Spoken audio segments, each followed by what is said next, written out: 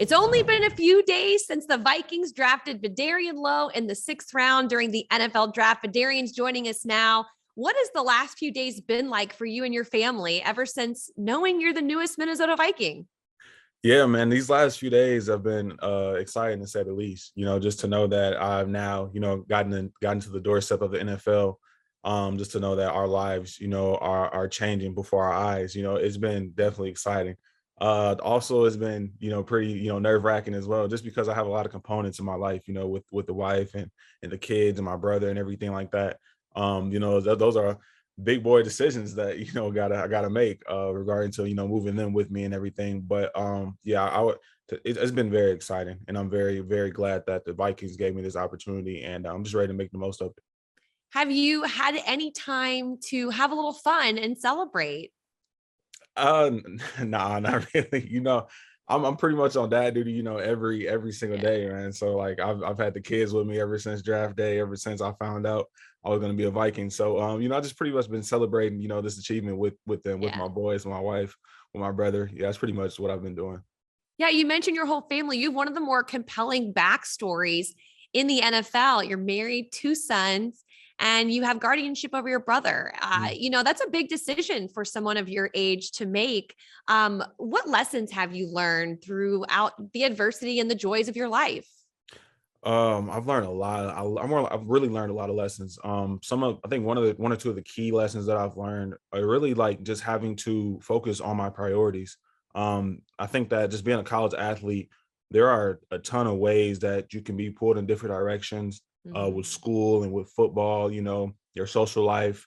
And then just with me having children and being married and wanting to be a good husband and wanting to be a good father, and also, taking my brother in, like, I had to really, focus on the things that mattered most to me, which was my family and football and school. And I kind of had to, cut all that excess, the outside noise away, cut all the partying and, like all Mhm. those things. I had to kind of, get away from that because I wanted to, dedicate my time to my family, because football took so much time away from my kids and my wife and everything. So that's one of the real main things that I had to learn.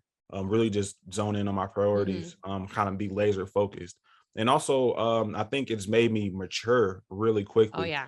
Yeah, you talk to Vederian, 19-year-old Vederian. I'm not the same person that I am right now. And from having my first kid to where I am now, I've had to mature way quicker than I ever thought I would have to. I think Yeah. that yeah, I think that those two things are the most key things that have happened to me, just with everything that I've had going on. Yeah, obviously you've had to mature faster and you're setting an example for your brother. I'm sure he really enjoyed seeing you get the call Mm. on Saturday. How has he celebrated and in a moment like this for you? Yeah, so my brother, he's a lot different than me. He's not a sports guy, not at all. He likes school, he likes video games and all that type of stuff. But Uh, yeah, but he was definitely excited. He was like, all right, like we're gonna be moving to Minnesota, like never been there, I'm ready to go and stuff like that.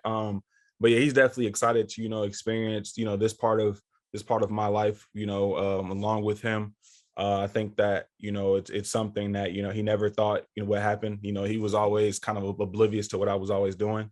Always kept his head down and just did his own thing. But he's definitely excited to be going through this new phase of life yeah, with all of now us he knows together. what all the hard work has been for. I mean, you played in a school record 52 games Mm. at Illinois. What is your secret to staying healthy and being durable? Honestly, I playing O line. That's I don't even know how I got 52 starts playing O line, man. That's kind of crazy and unheard of. Yeah. Um, yeah, ain't really no secret, man. It just I would just say I got lucky. I got lucky. I got rolled up on a few times. I almost got knocked out this season from my high ankle sprain, but I just think that just really making sure that I was focusing on taking care of my body. I would wake up. I kind of had a routine in the morning before practice every day, just making sure I felt as fresh as possible going into every practice. So I think that was kind of what my thing was for me personally. I Mhm. didn't have the time after practice to get in the training room and get into right after practice I had to shoot home and get to the kids. But I think that just my routine that I established for myself really helped me. Definitely. Routines are so key in any football player's life. But the offensive line sometimes doesn't really get the same love that skill guys do. What makes you love being an offensive lineman though? I think that thing that makes me love being an O lineman is probably just the amount of dependability that people depend on us. People Mm, like in order for the offense to function, in order for the offense to go, the O line is required to do their job. And I think that the people don't. It goes without saying, like the O line is the most important piece of any type of offense. I think that that's my number one thing. And also, the one thing I love about being an O lineman is just how much of a cohesive group you have to be in order to function well. That's one thing. We were at Illinois. We were our chemistry was good. We all hung out, outside of the facility, and we all knew each other really well. We all mhm. knew each other's playing styles. I think that all those things tie into being a good O line group. That's one of the main things that I love about playing O line. Now you have to start building that chemistry with the guys here in Minnesota. And there are some good tackles in this group. You've got Pro Bowler Brian O'Neill, a first round pick, Christian Darris on the other side. What do you hope to learn from guys like that? Yeah, that's a great question. I'm really excited to be coming into, an O-line room with guys established, such as themselves. I think that I just really want to learn, Mhm. exactly how they carry themselves on and off the field, how they handle themselves as professionals, how they approach the game and how they approach practice, how they approach everything day in and day out. Because I think that that's what makes, them, the great tackles that they are, the great people that they are. So I really just want to learn how they carry themselves each and every day. So, I can steal bits and pieces of, from their head and still bits and Yeah. pieces from their lifestyle and how they do things to really help me further myself more as a man and as a football player. So I'm very excited to be stepping into an established O-line room and with established tackles like that. Yeah, I can feel your excitement. And I know that that's probably one of the top emotions you have heading into rookie minicamp next week. How are you feeling? And what are you most excited about doing when you get inside the Vikings practice facility? Yeah, I'm feeling very excited, man. Like from the moment I got the call, I was telling them I'm ready to get to work. I'm ready to just get in there and I'm ready to, Mhm. establish myself as a guy that they can depend on. And I think that, the one thing that I'm most like I'm ready to do is just get in there and, start building a routine, start getting,